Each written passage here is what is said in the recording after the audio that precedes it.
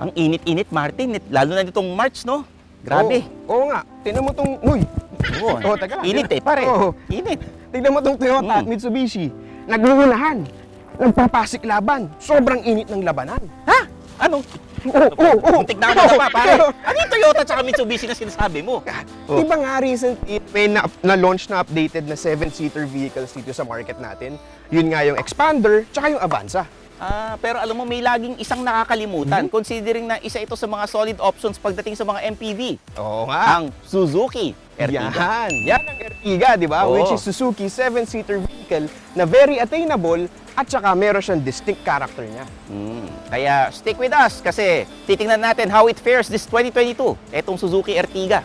At alam niyo naman na siguro, no, may butang Philcoche sa upcoming NIAS na gaganapin sa World Trade Center in Pasay City from April 7 to 10, 2022. Oo, kaya kung gusto nyo kami makita ni Cambio Boy next door na si Martin at ako, ang senpai ng Turbuhan, pumunta kayo doon sa Sabado, April 9, 2 p.m. hanggang 5 p.m. Siyempre, picture-picture tayo doon.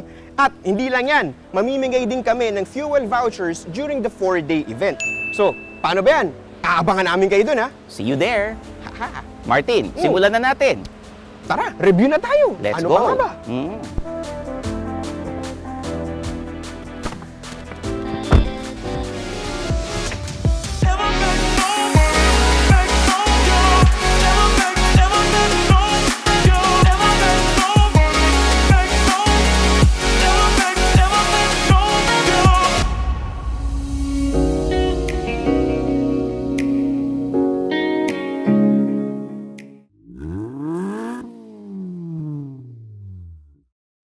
Kotse ba?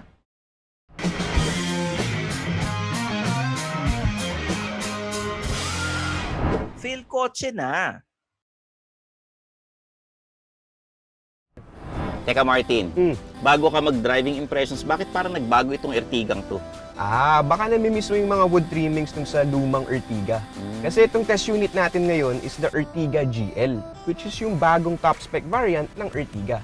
Wala na yung GLX yung merong beige interior, tapos merong larger touchscreen, tsaka yun nga, wood trims.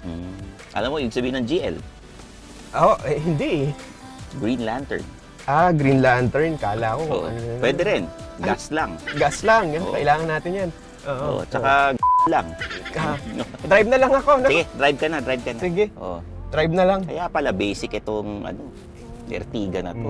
Pero at the same time, mas madali siya i-maintain. Kaya mas swak sa mga budget-conscious na consumers. So Martin, kumusta naman ang driving impressions mo rito?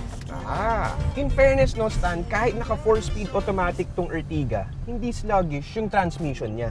Suwabe. Tsaka hindi ka maiinis na naka 4-speed automatic ka. Alam mo, Martin, may tanong ako. Ano yan? Ano sa Tagalog yung sluggish? Sluggish.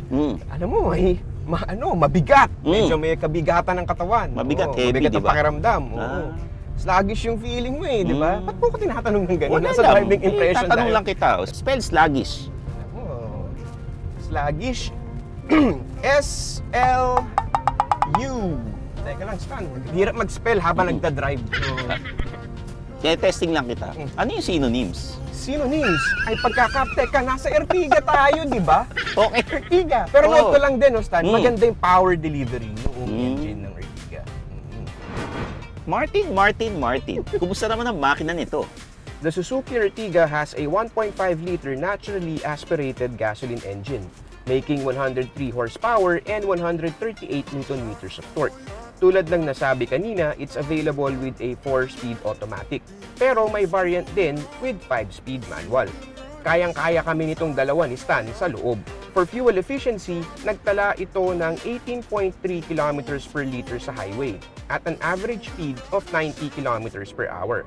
Habang sa city naman ay 9.5 km per liter at an average of 14 km per hour with light to moderate traffic. Ako naman tanungin mo.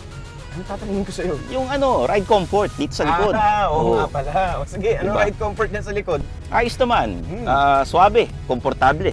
Hmm. Parang lang, yung pag city driving talagang hindi mo mararamdaman yung tagtag, wala talagang ganun. Oo. Minimize yung Yes. harshness ng karsada, Oo. kumbaga. Tsaka hindi mo naririnig yung mga ingay sa labas. Maganda yung NVH TBH for you. Mm. Pero nung drive ko siya sa highway, although acceptable naman yun. Dinig ko yung wind noise tsaka yung tire noise kapag pumalo na ng around 80 kilometers per hour. Pero that's expected naman for a car like this. Tsaka syempre, nasa highway ka eh. Pag wala kang marinig doon, ibang klase na. Oo. Sige. Pero alam mo, Stan, Oo.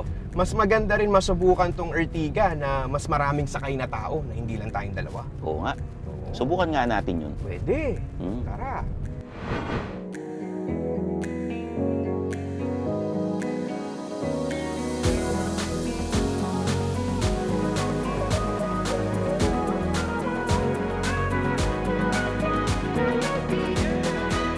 So ngayon, 6 na yung nakasakay dito sa loob ng Suzuki Ertiga. Tapos meron tayong madadaanan na short uphill road. Tignan natin kung paano ito malalagpasan ng Ertiga. Yun, nalagpasan natin yung short uphill road na yun and kaya ng Ertiga. Pero as expected, kasi puno kami dito sa loob, no, mas kailangan ng power ng sasakyan. Pero hindi ka naman bibitinin ng Ertiga pagdating sa akyatan. And in case mas matarik yung kailangan mong ma-overcome na road, meron tong Ertiga na 2 at L. Ilalagay mo lang yung gear shifter mo dun sa 2 at L. Ang magagawa nun is hindi niya i-shift into a higher gear yung transmission mo. Kumbaga, pag nilagay mo sa 2, hanggang second gear lang yung transmission. Hindi siya mag-upshift. Kumbaga, tapos pag nilagay mo naman sa L, hanggang first gear lang. So, bababad lang siya dun at hindi siya mag-shift. So, kung ahon at ahon, kakayanin mo umahon. Magagamit mo rin yon kapag pa-downhill ka. Kasi pag nagda-downhill ka, huwag ka masyadong apak ng apak sa preno dahil pwedeng mag-overheat yung preno mo at mawalan ka ng braking power na nakakatakot pag nangyari sa'yo. Pwede mo ilagay sa 2 or sa L para ma-engage yung engine braking. And tansyahin mo na lang kung ano mas ang naaakma, kung nasa 2 ba or L. Dito sa interior, very and basic siya, lalo na considering its price. Oo nga eh. Although, may modern touches. The Ertiga GL has an 8-inch touchscreen with Apple CarPlay and Android Auto. Meron din tong powered windows and power adjust side mirrors. Eh, meron bang rear camera? Wala din. Pero may sensors naman. Tapos itong steering wheel natin, wala ding integrated buttons dito. Tapos yung ginamit na material is urethane. And then, tilt adjust lang siya. Tapos pagdating naman dito sa upuan, may fabric seats tayo dito na mayroong 4-way manual adjust. Although, walang height adjuster. Dito sa likod, basic din. May 12-volt socket dyan sa center console. May center armrest at generous ang space. Madami rin ang air vents para di nag-aaway ang second and third row passengers. Stan! Try mo nga sa third row kung kasya ka. Sige.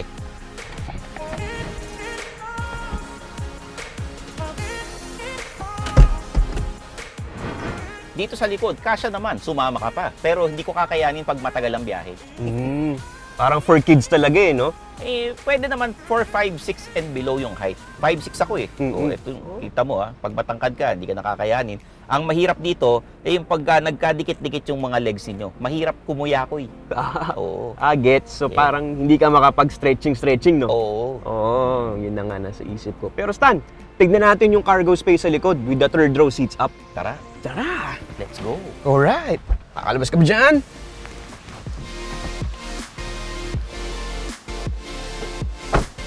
Yan. Silip natin to. Ayan, no? And dito sa likod, pag binuksan mo, with the rear seats up, no, with the third row seats up, meron tayong 153 liters of space. Nakasya hanggang 2 medium-sized na suitcases. Pero hindi ka naman usually magdadala ng 7 tao pag bumabiyahe ka. So ilan ang kasya rito pag naka-fold yung third row seats? With the third row down, nasa 550 liters of space ang meron. Tapos, i-fold mo pa ang second row at meron kang 803 liters of space. Pwede, no? Kasyang-kasya yung folding bike ko dyan kahit hindi ko itupi. Oo naman, kasyang-kasya yun, kahit sumama ka pa. Oo nga. Pagdating naman sa safety, the Ertiga GL has front airbags, ISOFIX tethers, ABS with EBD, rear sensors, immobilizer, and alarm. Dito sa likod, ang gusto ko ay yung isa lang yung chrome trim niya dito sa tailgate handle. Ganda, no? Oo. Pero alam mo, Stan, parang na-weirdoan ako sa binuo nilang shape dito sa likod eh. Gaya ng pagkakadesign ng LED taillights. So, parang siya nagkaroon ng hips dito. Tsaka ito, nagkaroon din ng flat surface dito sa baba ng rear glass. Sobrang opposite ng rear compared dun sa front end. So paano? Titingnan na ba natin yung harap? Siyempre, hindi. Doon muna tayo sa side. O, tara. Ang gusto ko rito sa gilid, malinis. Dalawa lang ang character lines. Tapos syempre, 15-inch alloy wheels. Sa harap, ventilated disc brakes. Sa likod, drum brakes. Okay ha. Okay. At wag mo kakalimutan yung mga black pillars dyan, no? Na nagbibigay ng floating roofline effect sa Ertiga. Kaya naman, added style points. Di ba? Sige.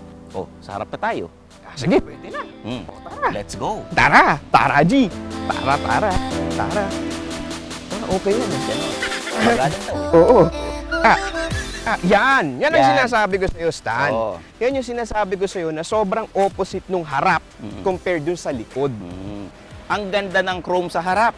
Mas simple, mas maganda. Oo. Diba? At samahan mo pa ng magandang pagkakadesign ng headlights. Oh. In halogen yan, ha? Take note lang. Tapos meron pa tayong fog lamps dito. Tapos yung grill dito, yung chrome accent na makikita mo which connects the headlights to the grill.